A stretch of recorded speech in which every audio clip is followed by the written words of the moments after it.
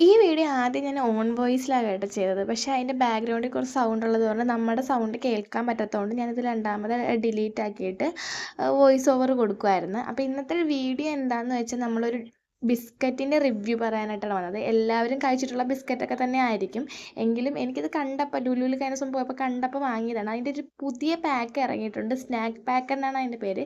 അതിൽ ബിസ്ക്കറ്റ് മനസ്സിലായിരുന്നു, നമ്മുടെ lotus ബിസ്കോഫിൻ്റെ caramelised കുക്കീസാണ്.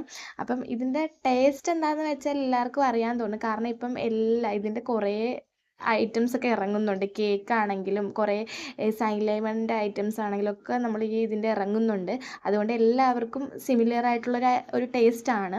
പിന്നെ എടുത്തു പറയാനെന്ന് വെച്ചാൽ ഒരു കാരമലൈസ്ഡ് ടേസ്റ്റാണ്. അതിൻ്റെ പേര് തന്നെ കുക്കീസിൻ്റെ കാരമലൈസ്ഡ് കുക്കീസ് എന്ന് പറയുമ്പോൾ തന്നെ അതിനകത്തുണ്ട് അതിനൊരു കാരമലൈസ്ഡ് ടേസ്റ്റ് ഉണ്ട്.